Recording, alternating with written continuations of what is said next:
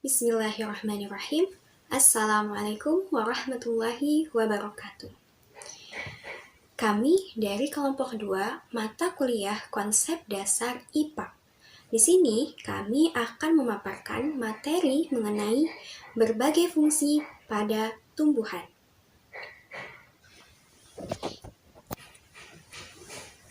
Seperti halnya tubuh hewan, tubuh tumbuhan terdiri atas sel yang tersusun secara teratur membentuk suatu jaringan. Sel-sel yang membentuk jaringan berasal dari hasil pembelahan sel zigot, yaitu sel hasil peleburan antara sel kelamin jantan dan sel kelamin betina. Dari sel zigot itulah kemudian berkembang melalui proses pembelahan sel menjadi berbagai macam sel yang mempunyai bentuk dan fungsi yang berbeda. Proses pertumbuhan dan terbentuknya kumpulan sel yang mempunyai bentuk dan fungsi yang berbeda itu disebut peristiwa diferensiasi. Nah, dari peristiwa diferensiasi ini akan terbentuk berbagai macam jaringan. Selanjutnya, dari berbagai macam jaringan akan membentuk organ tubuh tumbuhan seperti akar, batang, daun, bunga, dan biji.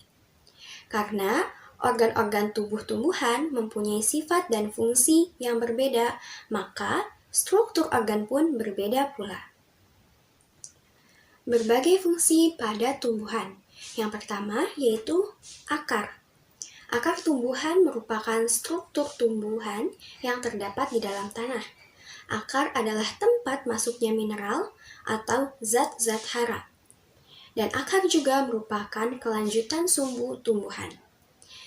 Struktur akar itu terbagi menjadi dua. Yang pertama secara morfologi dan yang kedua secara anatomi. Yang pertama secara morfologi atau struktur luar dari akar.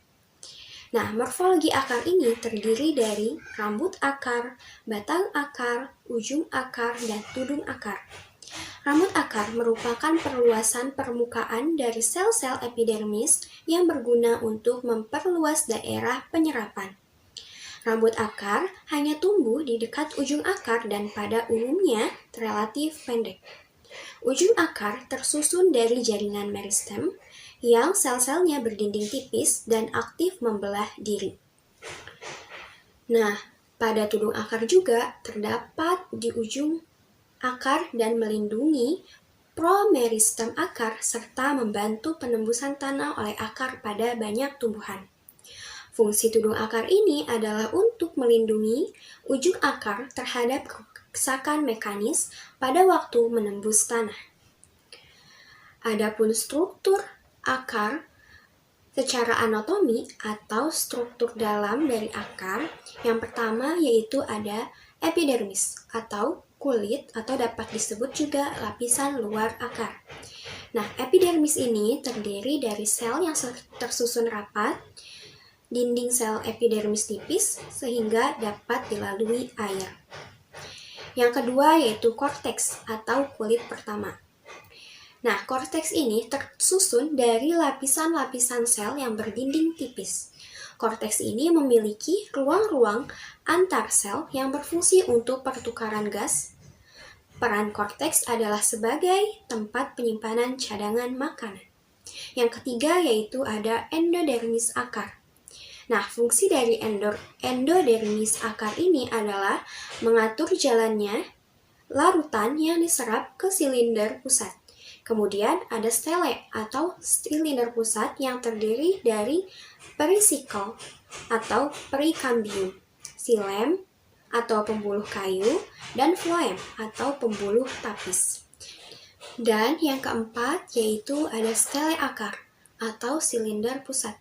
Pada stele akar ini terdapat perisikel, yaitu merupakan lapisan terluar dari silinder pusat, yang terdiri dari satu atau beberapa lapisan sel. Perisikel ini berfungsi dalam pertumbuhan sekunder dan pertumbuhan akar ke samping. Selanjutnya yaitu fungsi dari akar. Yang pertama yaitu menyerap air dan zat hara atau mineral. Yang kedua, menunjang berdirinya tumbuhan. Yang ketiga, sebagai alat pernafasan. Dan yang keempat sebagai penyimpan makanan cadangan. Lalu ada sifat-sifat akar. Apa aja itu sifat-sifat akar? Yang pertama, merupakan bagian tumbuhan yang biasanya terdapat di dalam tanah dengan arah tumbuh ke pusat bumi atau geotrop atau juga menuju ke air atau hidrotop. Nah, meninggalkan udara dan cahaya. Yang kedua yaitu tidak berbuku-buku, tidak beruas dan tidak mendukung daun-daun atau sisik-sisik maupun bagian-bagian lainnya.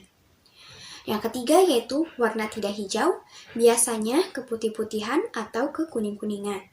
Yang keempat yaitu tumbuh terus pada ujungnya, tetapi umumnya pertumbuhannya masih kalah pesat jika dibandingkan dengan bagian permukaan tanah. Dan yang kelima yaitu bentuk ujungnya seringkali meruncing, hingga lebih mudah untuk menembus tanah. Lalu, ada juga jenis akar. Jenis akar ini terbagi menjadi dua. Yang pertama ada akar serabut, yaitu berbentuk serabut. Ukuran akar serabut ini relatif lebih kecil, tumbuh di pangkal batang, dan besarnya hampir sama. Fungsi utama akar serabut adalah untuk memperkokoh berdirinya tumbuhan. Dan ada juga yang disebut dengan akar tunggang. Akar tunggang ini adalah akar yang terdiri dari satu akar besar yang merupakan kelanjutan batang.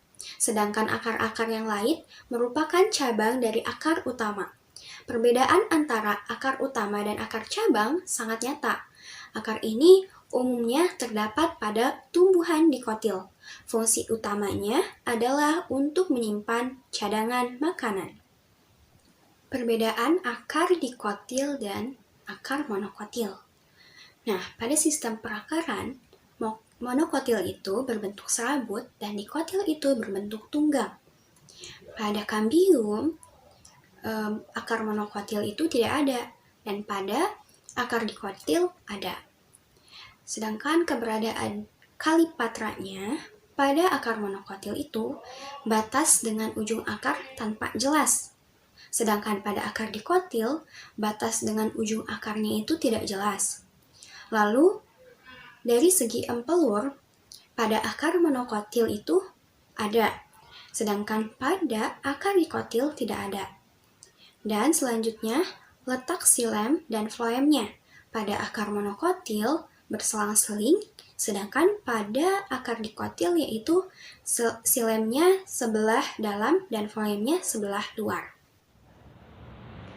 Yang selanjutnya akan membahas struktur dan fungsi batang.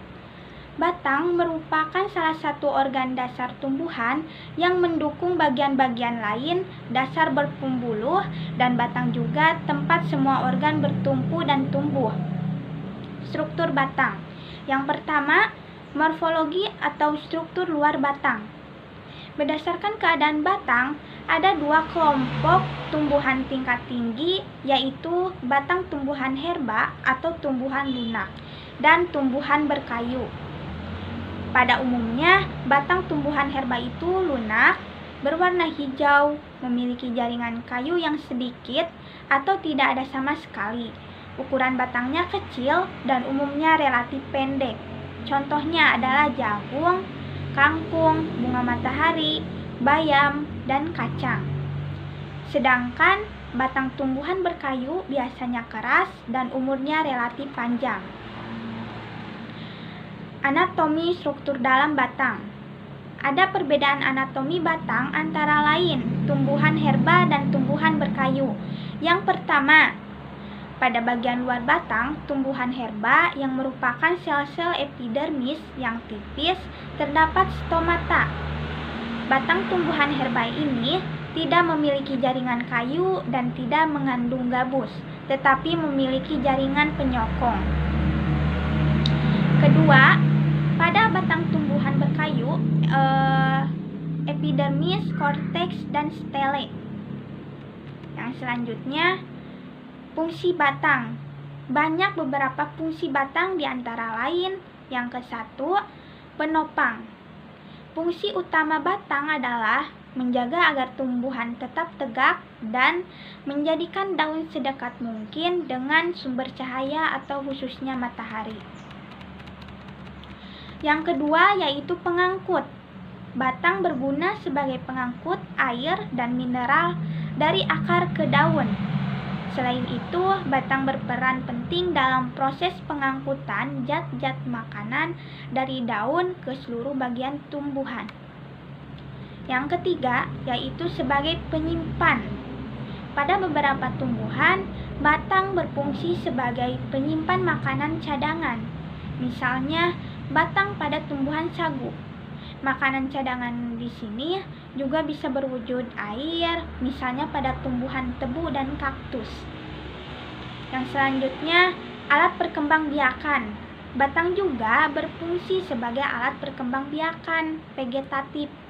Hampir semua pertumbuhan vegetatif, baik secara alami maupun buatan, menggunakan batang.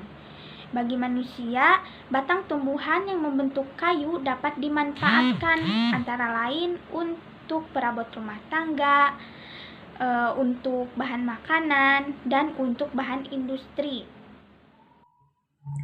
Selanjutnya yaitu fungsi pada daun. Daun merupakan organ terpenting dalam tumbuhan dan mempunyai warna umumnya itu berwarna hijau yang mengandung klorofil. Klorofil merupakan tempat terjadinya proses fotosintesis. Lalu struktur daun. Yang pertama yaitu lapisan epidermis. Lapisan epidermis merupakan bagian luar pada daun untuk melindungi bagian bawahnya. Lapisan epidermis ada dua, yaitu epidermis atas dan epidermis bawah. Lalu struktur daun yang kedua yaitu lapisan mesofil. Lapisan mesofil terdapat dua bagian. Yang pertama, parenkim palisade dan parenkim spons. Parenkim palisade itu berfungsi untuk membuat makanan, sedangkan parenkim spons itu untuk menyimpan cadangan makanan. Lalu yang ketiga yaitu kutikula. Kutikula berfungsi untuk melindungi tanaman dari serangan hama dan mengurangi laju transpirasi air. Lalu pada daun juga terdapat xilem dan floem. Xilem berfungsi untuk mengangkut air dan nutrisi yang diserap akar ke seluruh tumbuhan. Sedangkan floem yaitu untuk mengangkut zat organik hasil fotosintesis ke seluruh bagian tumbuhan. Lalu selanjutnya ada fungsi umum pada daun.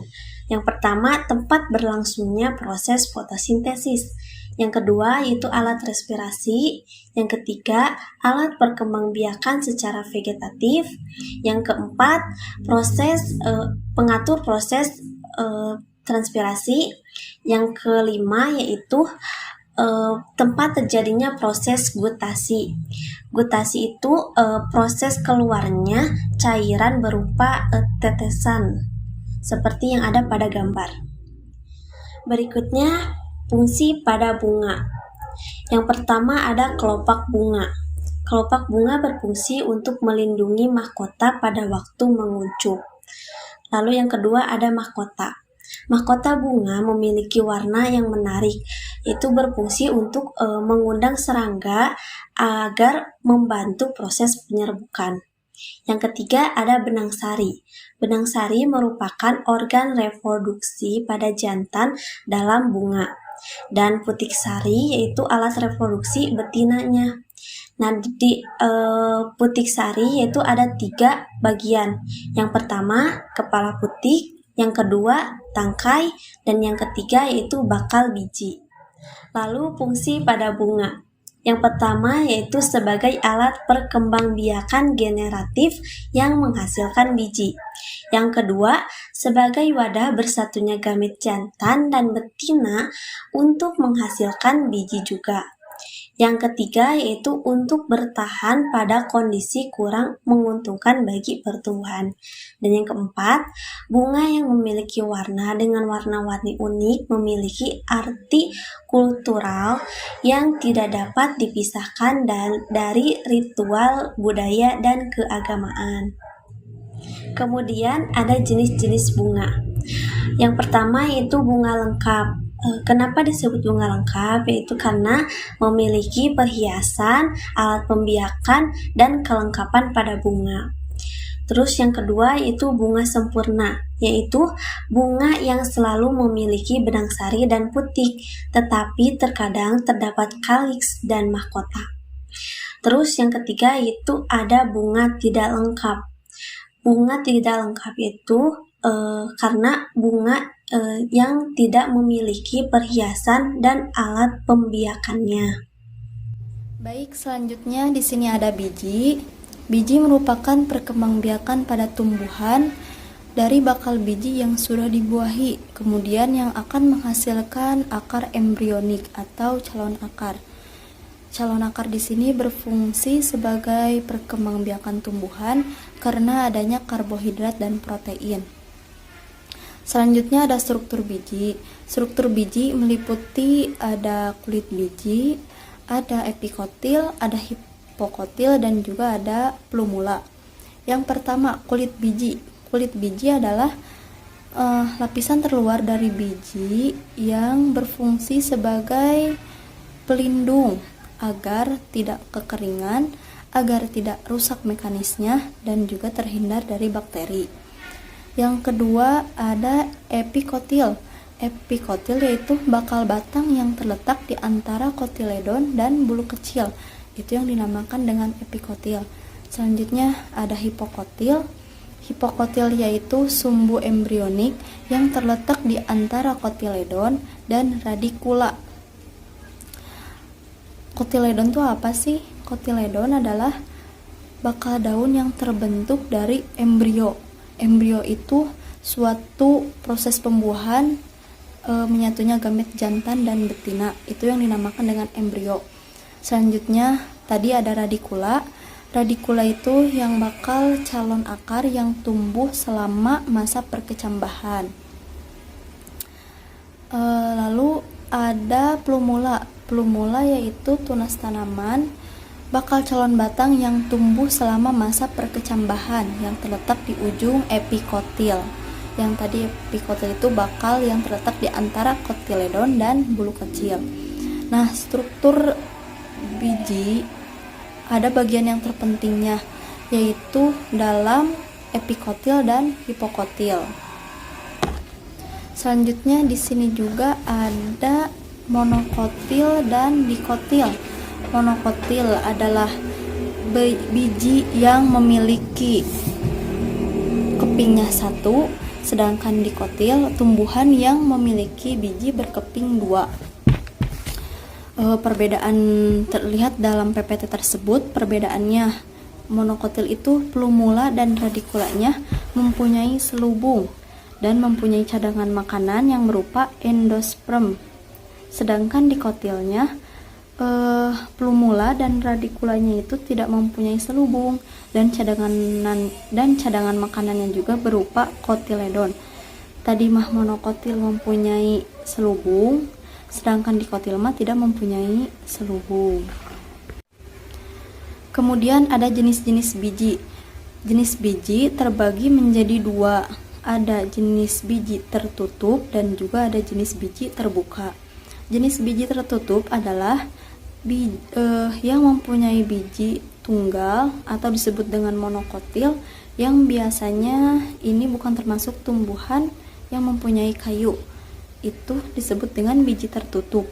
Sedangkan biji terbuka adalah yang mempunyai sistem akar tunggang dengan jenis batang yang bercabang dengan ukuran daun yang sempit dan tebal.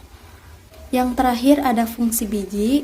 Di sini kami mengambil 3 fungsi. Yang pertama, fungsi biji yaitu jaringan penyimpan cadangan makanan bagi tumbuhan. Yang kedua, sebagai alat perkembangbiakan. Dan yang ketiga, sebagai pembentuk tumbuhan baru. Jadi, kesimpulannya adalah morfologi tumbuhan adalah ilmu yang mempelajari bentuk luar organ pada tumbuhan yang meliputi batang, daun, bunga, dan juga biji.